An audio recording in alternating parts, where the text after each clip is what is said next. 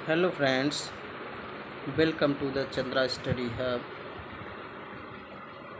जैसा कि ये हमारा टीजीटी पीएचडी जैसे टीचिंग एप्टीट्यूड का जो पार्ट है उसमें उससे संबंधित आपको हम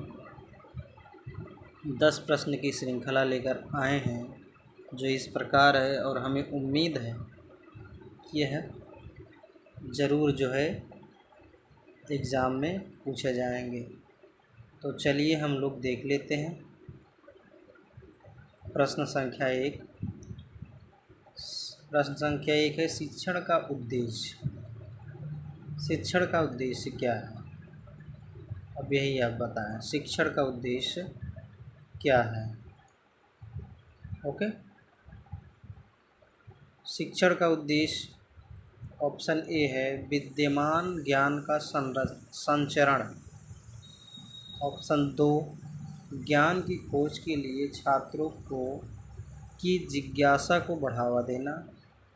ऑप्शन सी जो है 3 बच्चों को परीक्षा में अच्छे अंक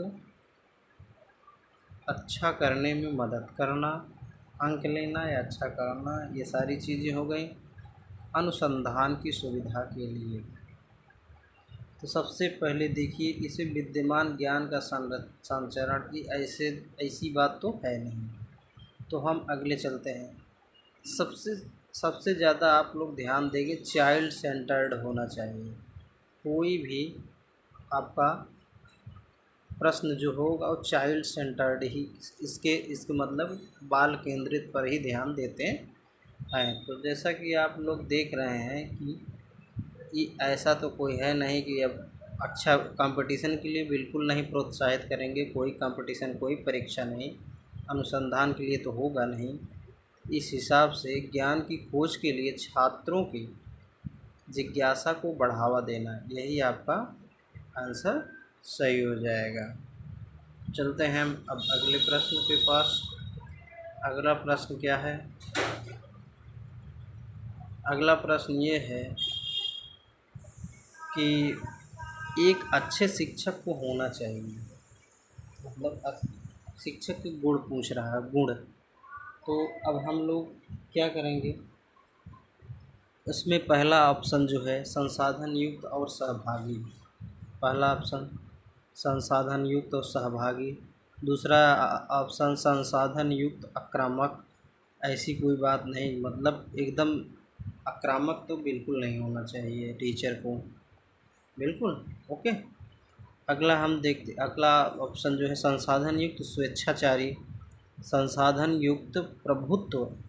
टीचर सेंटर्ड बिल्कुल नहीं होना चाहिए। ऑप्शन तो ये दो एकदम बिल्कुल करेक्ट हो गए। अब इसमें आप लोग कंफ्यूज होंगे।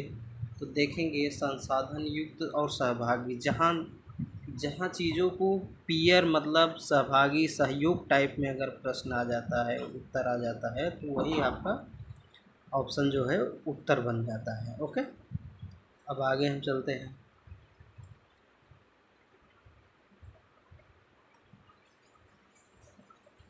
ओके, चलिए तो हम आगे चलते हैं।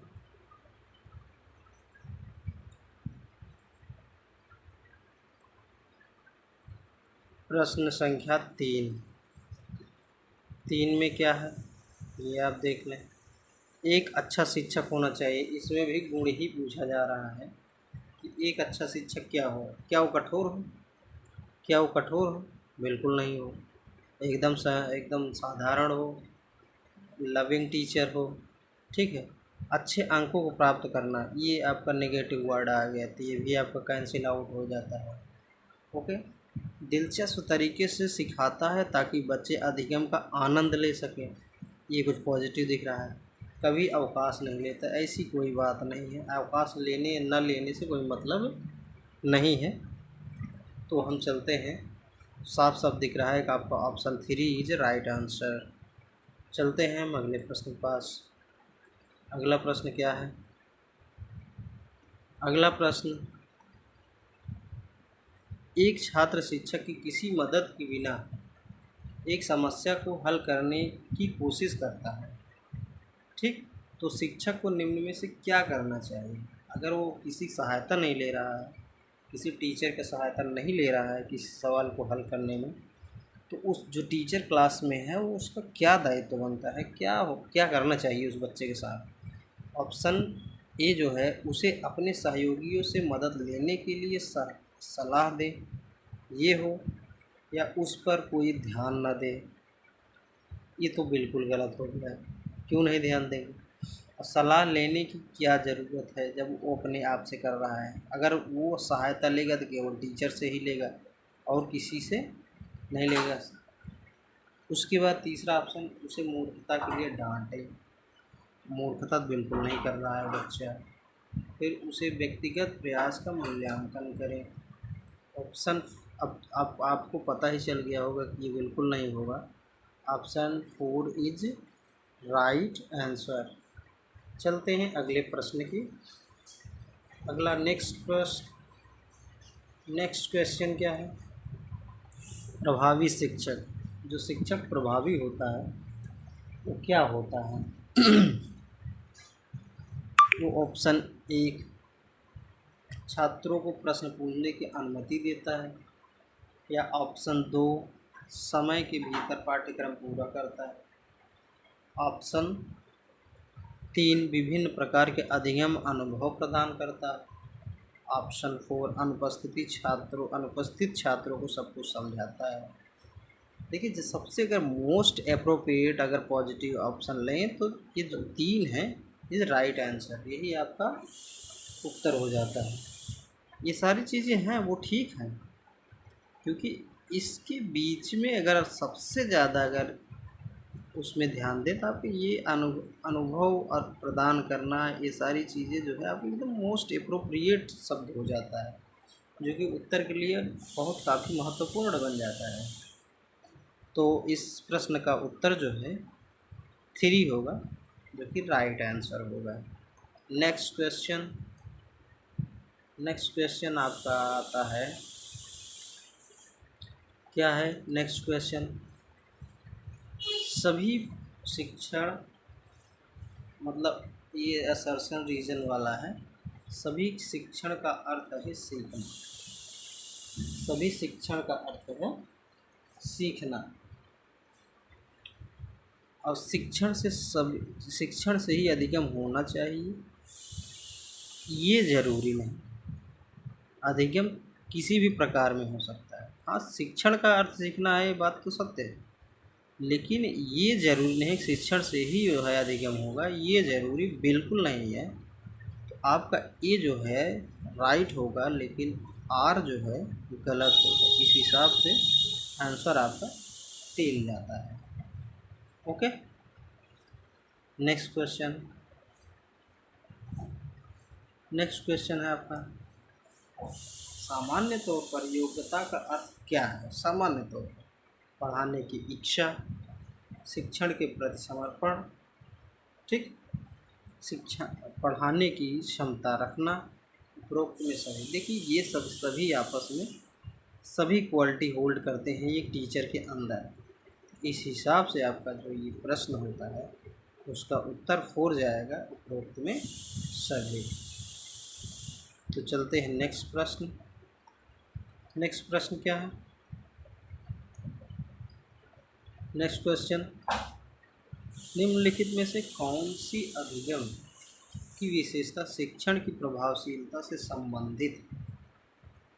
अब देखेंगे आप, शिक्षार्थी का पूर्व ज्ञान, ये देखें, शिक्षार्थी के माता पिता की शैक्षिक स्थिति। देखिए, जो है पेरेंट्स का एजुकेशन से कोई लेना देना नहीं है। अधिगमकर्ता के सहकर्मी समूह का मतलब तो केवल उसको सीखना होता है, शिक्षण से कोई मतलब है नहीं। अगला होता है पारिवारिक आकार इसमें कोई योगदान नहीं देता है।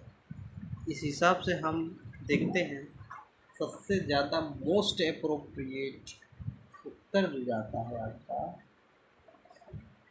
होता है शिक्षार्थी का पूर्व अनुभव। ये सबसे राइट आंसर होता है। शिक्षार्थी का पूर्व अनुभव।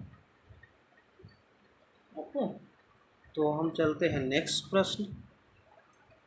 नेक्स्ट क्वेश्चन क्या है? एक शिक्षक का प्राथमिक कर्तव्य क्या उनका ड्यूटी है? छात्रों के भौतिक स्तर में सुधार करना, क्या ये ड्यूटी है? छात्रों के शारीरिक स्तर में सुधार करना, क्या ये ड्यूटी है? छात्रों के सर्वांगीण विकास में मदद करना, या छात्रों में मूल्य प्रणाली का आत्मसात करना?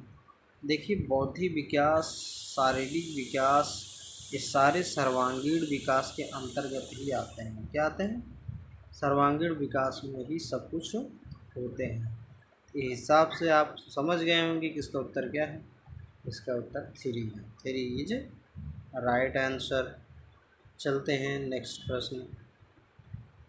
नेक्स्ट प्रश्न और इस श्रृंखला का लास्ट प्रश्न। ओके,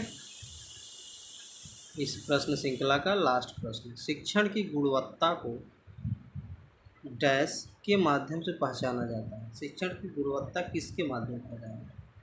अधिगम के परिणाम और छात्रों की उपलब्धि, क्या इसके जो है कि द्वारा पहचान किया जा सकता है? कि शिक्षक की ज्ञान और योग्यता, ये तो कोई मतलब नहीं है। शिक्षण ज्ञान योग्यता, इससे कोई मतलब शिक्षण की गुणवत्ता, टीचिंग की गुणवत्ता आप तो नहीं पहचान सकते हैं।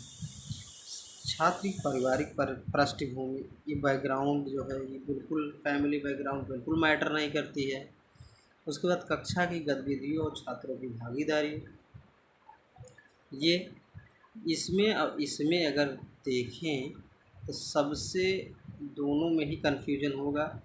तो आपका सबसे मोस्ट अप्रोप्रिएट आंसर जाएगा कि अधिगम के परिणाम और छात्रों की उपलब्धि। अगर चाइल्ड सेंटर्ड रहेगा तो यही आपका उपलब्धि के ऊपर ही आपका उत्तर जाता है। इस प्रकार से एकदम 10 प्रश्नों का श्रृंखला ख़त्म होता है। और कैसा लगा ये वीडियो आप बिल्कुल कमेंट करें और इस चैनल को सब्सक्राइब ज़रूर करें। Thank you very much.